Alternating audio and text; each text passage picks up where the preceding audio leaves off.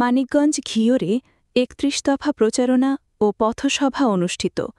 মানিকগঞ্জ প্রতিনিধি আজহার হোসেনের প্রতিবেদনে ৩০ আগস্ট ২০২৫ শনিবার বিকাল ৫টায় বাঙ্গালা বাজারে বাংলাদেশ জাতীয়তাবাদী দল বিএনপির ভারপ্রাপ্ত চেয়ারম্যান দেশনায়ক তারিক রহমান কর্তৃক ঘোষিত রাষ্ট্র কাঠামো মেরামতের ৩১ দফা প্রচারণা ও পথসভার এই আয়োজন করা হয়। প্রধান অতিথি হিসাবে উপস্থিত থেকে বক্তব্য রাখেন বাংলাদেশ জাতীয়তাবাদী দল বিএনপির কেন্দ্রীয় জাতীয় নির্বাহী কমিটির সদস্য ও বিএনপির সাবেক সাধারণ সম্পাদক এবং জেলা বিএনপির আহ্বায়ক কমিটির ১ নং সদস্য এস.এ. জিন্না কবির। বিশেষ অতিথি হিসাবে উপস্থিত ছিলেন জেলা যুবদলের আহ্বায়ক কাজী মোস্তাক হোসেন দীপু।